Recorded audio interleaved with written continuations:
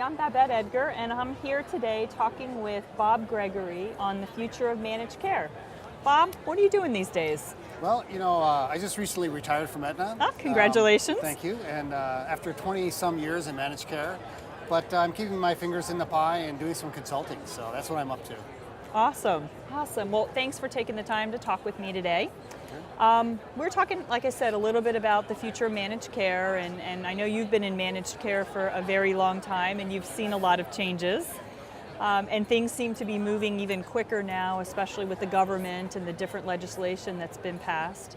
So, when you're thinking about where you see managed care in the next 5 to 10 years, what do you think is going to happen with regards to managed care being more specialized?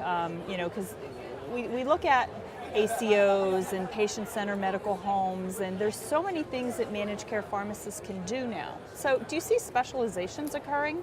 Well, I think that there's going to be still a ton of opportunities. I think there is going to be some specialization.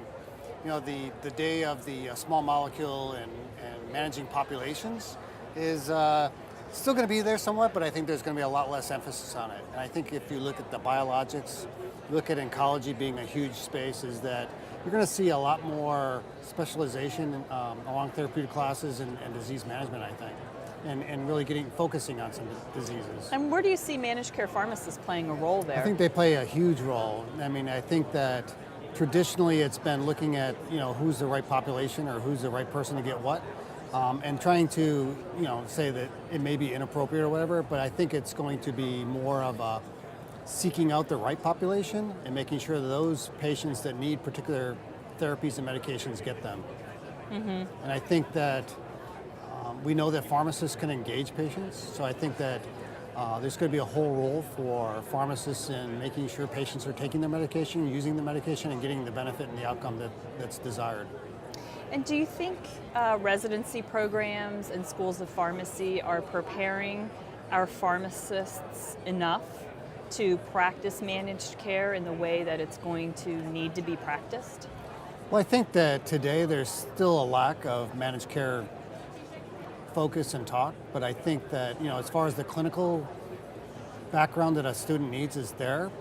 But I think that, looking at the programs that AMCP members work with as diplomats and with the schools of pharmacy is that I think that managed care is making some inroads, and it's going to get there.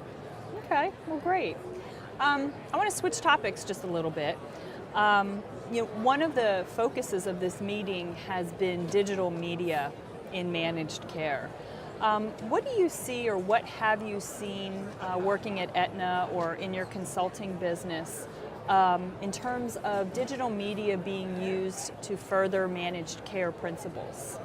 Well, I would say my experience at Aetna and working there 12 and a half years is that I saw a real evolution within the company and going from really an insurance healthcare company to going to more of a data media company. And with their purchase of iTriage and a number of small companies, is that's truly a focus of that company.